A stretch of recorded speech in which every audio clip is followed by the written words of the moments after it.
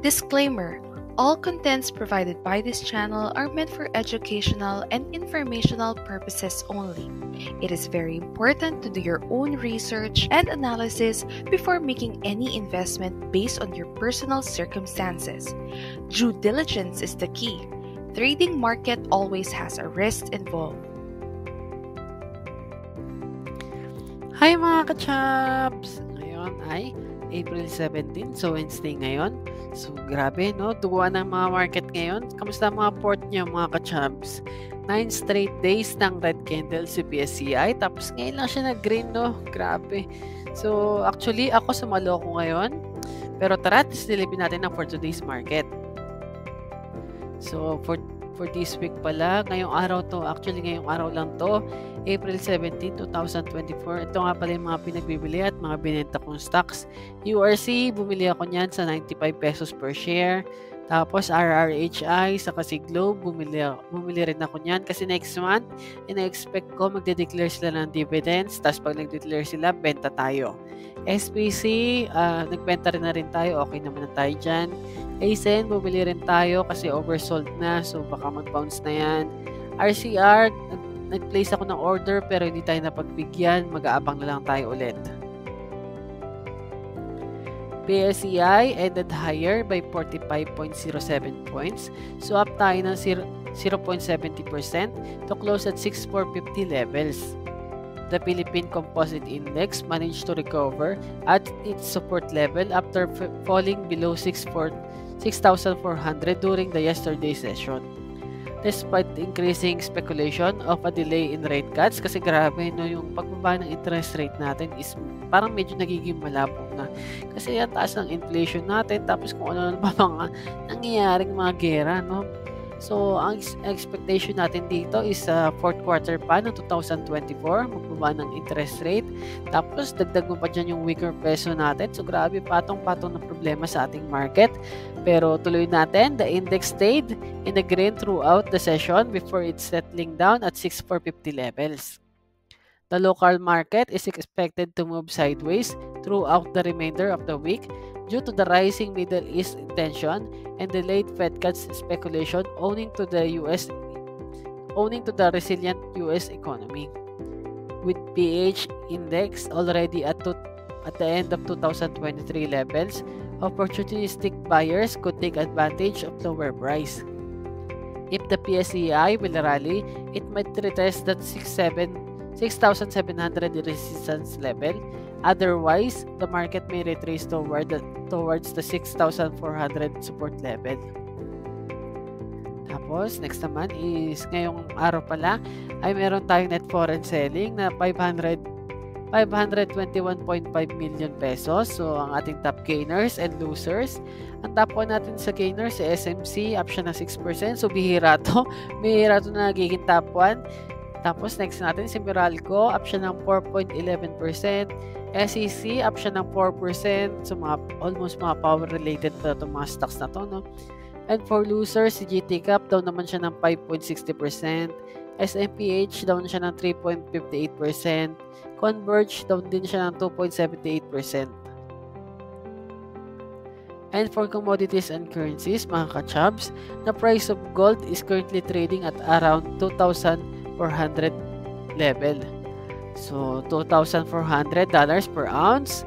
Ongoing tensions in the Middle East and the uncontrollable expansion of the U.S. national debt increased the metal's appeal as investor rush to buy safe haven asset. Tapos for oil naman is nasa around 84.86 per barrel. Oil price is down for the third straight session on Wednesday as slightly higher U.S. commercial inventories weighed while weaker economic data from China. USD to PHP, so palitan sa ating merkado, nasa 57.06. Gold price is unchanged. Nickel is up ng 1.42%. Copper up din siya ng 0.81%. The price of cocoa is up ng 3.02%. So, ang price pala ng cocoa is related sa mga sweetening products. Like yung mga stocks na tulad nila URC, kaya dinagdag ko na rin siya dyan. Tapos, silipin natin ang ating April and May dividend market calendar. Mga ka-chubs, take note nyo na lang ang mga dates na April 17, 18, 19, 23, 24, 25, 26, 29, at 30. And for the month of May naman, May 6, 9, at 14. Silipin natin kung sino-sino mga companies na mga nag-declare sa mga araw na yan. Mga ka-chubs, take note, to qualify, an investor must already be holding the shares one trading day before the ex-date. Tapos, yung type ng dividend is regular, meaning the company is declaring dividends on a regular basis, and special, meaning a one-time payment conducted by a company to distribute assets to its shareholders. So, ito pa, SPC 10%, SGP 7%, Pirit nasa 8%, Keppel grabe 93%, Dominion Holdings 47%, grabe tataas sa mga dividends nila, no? Tapos Vista REIT up naman 9.98%, DDMPR 8.45%. Mga ka-chubs, ang next naman nating silipin ay si Citicorp Renewable Energy Corporation, or simply CREC. Citicorp Renewable Energy Corporation has secured a financing arrangement with Rizal Commercial Banking Corporation, or RCBC, for the funding of multiple solar power plant projects with a combined installed generating capacity of at least 600 megawatts and up to approximately 1 gigawatts of solar energy capacity. The financing deal, arranged by RCBC Capital Corporation, is slated to reach up to 20 billion pesos in funding, starting with the initial signing of an initial tranche of 9 billion pesos. Proceeds from the 9 billion pesos initial funding tranche will be used for Citicorp's development of solar power plant projects in Batangas, Pampanga, and Negros Oriental. The company is targeting to complete the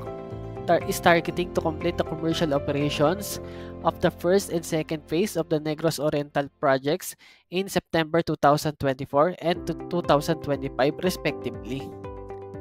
Meanwhile, the expected commercial operations of the dates for the first and second phase of both Batangas and Pampanga projects are in December 2024 and 2025 respectively. Mga ka-chubs, ang next naman nating silipin ay si Axelum Resource Corporation, or simply AXLM. Axelum Resource Corporation, the country's leading fully integrated manufacturer and exporter of premium coconut products, disclosed its financial and operating results for the full year 2023. Axelum generated sales of 5.7 billion pesos, so down siya ng 19% from the previous year. Revenues are primarily driven by the steady performance of its coconut water and coconut milk or cream segment. Its gross profit was 970 million pesos, representing a 53% decline from the 2.11 billion pesos reported last year. Axelum also reported a net loss of 158 million pesos for the financial year 2023 due to weaker than normal performance, reversing its 983.52 million pesos net income in 2022. Axelum also program capital spending is estimated at 350 to 400 million pesos, deployed additional capacity, equipment modernization, and facility upgrades. Mga ka-chubs, ang next naman nating silipin ay si Emperador Incorporated, or simply EMI. Earnings of Emperador Incorporated fell by double digit last year due to higher interest expense and taxes. The listed brandy and whiskey company, led by Andrew Tan, recorded a 10.5% drop in net income to 8.63 billion pesos in 2023. Revenues of the company, however, continued to increase due to the continued strong performance of whiskey. Emperador saw its top line increase by 4.6% to 65.64 billion pesos. Whiskey performance improved across many markets, with revenue rising to 16.3% to 25.67 billion pesos. Brandy revenues, however, is down by 1.8% to 39.97 billion pesos on softer consumer demands. Tapos ito nga pala yung mga kilalang products ni Emperador. So ang mga kilalang natin dito si Emperador, Fundador, Dabar, Smirnoff, Dalmore. So yun, check nyo na lang. So mga ka-chubs, ang exam natin silipin ay si Alliance Global Group Incorporated, or simply AGI. Ito nga pala yung parent company ni Emperador, yung nauna sa kanya. Alliance Global Group Incorporated, the holding company of the tycoon Andrew L. Tan, achieved a record-breaking net income of 30.3 billion pesos, up 20% year-on-year despite higher inflation, which pushed overall costs and expenses up during the period. Consolidated revenues hit an unprecedented level of 211.2 billion pesos, reflecting a robust 15% growth from the year before. The company has varied interests in real estate development through property giant Megaworld Corporation. Tapos next naman is Spirit Manufacturing through Emperador Incorporation. Tapos next naman is Leisure Entertainment and Hospitality through Travelers International Hotel Groups Incorporation. Tapos next naman is Quick Service Restaurant through Golden Arches Development Corporation, or mas kilala natin siya sa tawag na McDonald's Philippines. Tapos, next naman is Infrastructure Development through Alliance Global Infra Corporation Development. Tapos, isa-isahin natin yung mga key business ni AGI. Premier Township Developer Megaworld registered a 17% increase in consolidated revenues to 69.7 billion pesos in 2023. Occupancy rate of Megaworld's office, malls, and Metro Manila hotels stood at 88%, 93%, and 67% respectively. Tapos, next naman is si Travelers International, the group's leisure and tourism arm, and the owner-operator of Newport World Resort, also broke records in 2023 with net revenues increased by 19% year-on-year. Hotel and other revenues grew by 40%, and gross gaming revenue is up by 7%. Net income also grew by a robust 89% to 2 billion pesos from last year's 1.1 billion pesos. Tapos, next naman is si Emperador. So, nauna na ito kanina. So, maliit na lang. Konting summary na lang. Emperador, the biggest global brandy company and among the fastest growing Scotch whiskey manufacturer, reported a 5% increase in consolidated revenues. Attributable net income stood at 8.6 billion pesos. Tapos, next naman is si Golden Arches Development Corporation, or mas kilala natin siya sa tatawag na McDonald's Philippines, also sustained its strong growth trajectory in 2023 across all operating levels, driven by the sustained improvement in consumer spending. The company registered attributable profit of 2.5 billion pesos. McDonald's Philippines closed the year with 740 stores throughout the country. Mga ka-chubs, ang next naman natin silipin ay si RL Commercial REIT Incorporated, or simply RCR.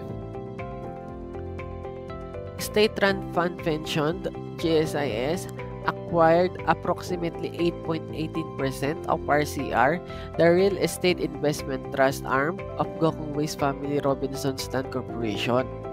Based on the regulatory filing, GSIS accumulated 877.44 million shares of RCR, representing 8.18% of the company's outstanding stock.